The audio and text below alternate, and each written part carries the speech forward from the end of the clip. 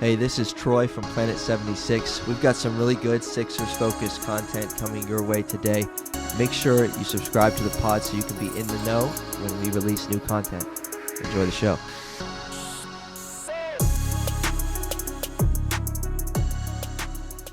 Sixers fans, welcome into another edition of Planet 76 podcast. I am one of your hosts, Troy, with Michael with me as always. This is episode 112 of Planet 76 podcast. We've been at this thing for a while now, is what that means.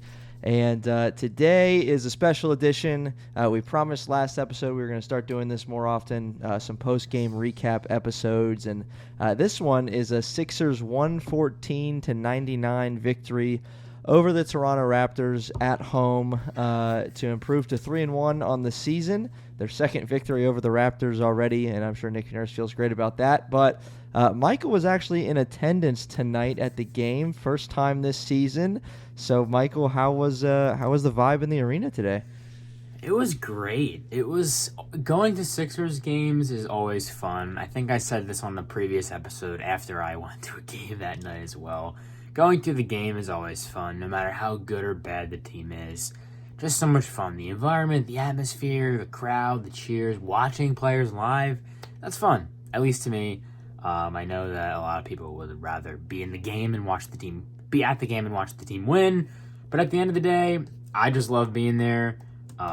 Just always fun. And obviously, the win helps a lot, but it's always fun regardless. Sixers do exactly what they should have done. Stomped the Raptors. And it was pretty close up until the fourth quarter. Sixers definitely made their way through with, I think they had a 16-point lead at one point, but the game ended. I think it was a 11-point victory for the Sixers.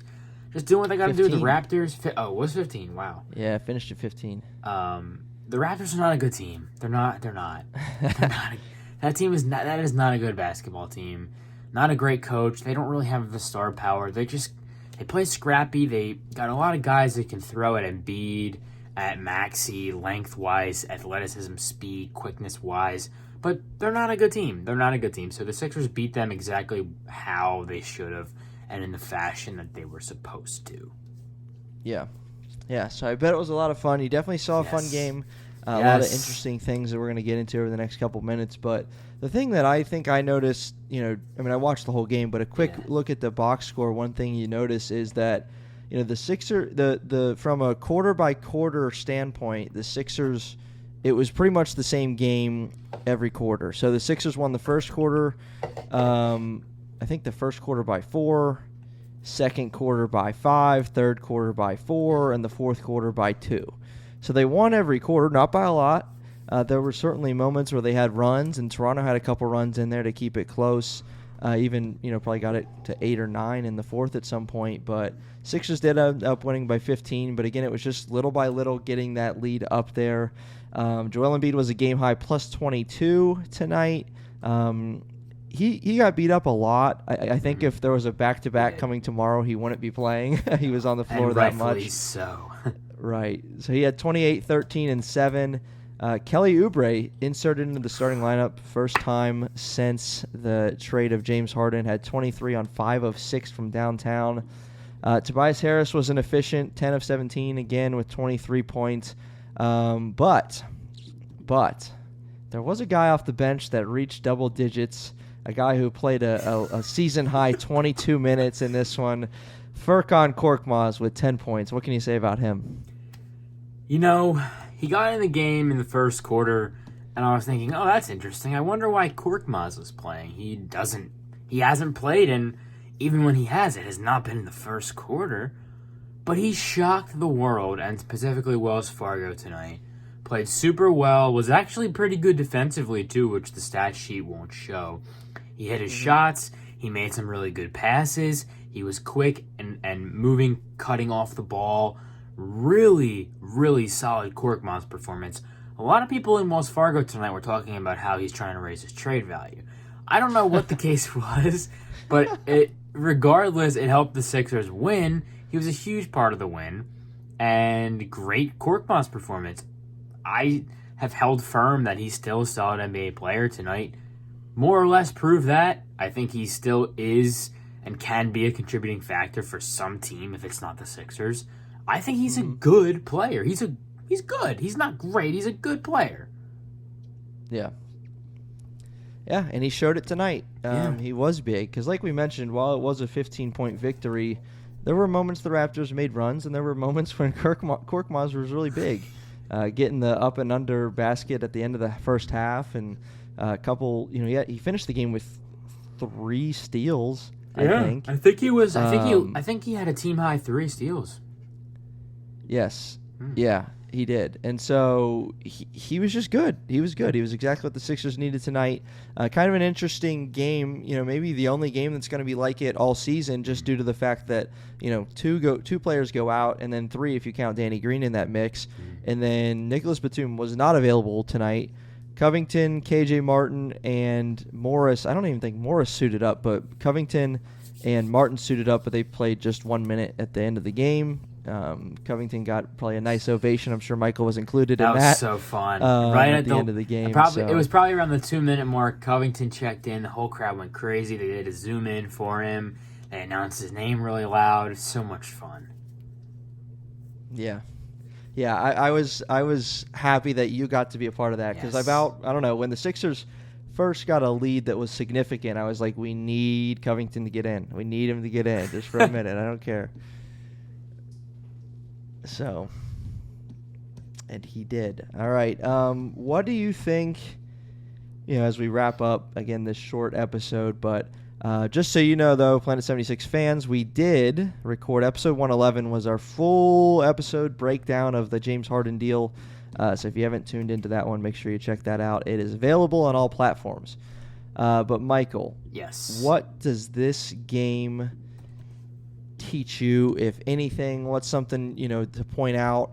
I've got one thing, specifically one player that I'll kind of tip my hat to, and then maybe if you got one kind of takeaway from this game or even just the season so far.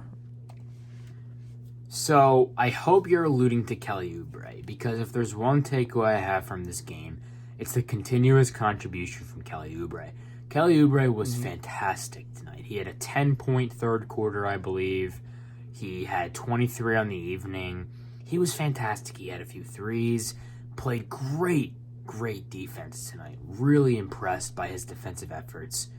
Rebounded the ball pretty well, too. He may not have had the rebounding numbers, but he boxed out really well. He got in on the Raptors' front court when it came to Pirtle and Siakam and even Barnes, even though I guess he's technically their point guard. Functionally, he's their point guard, but he's really like a power forward.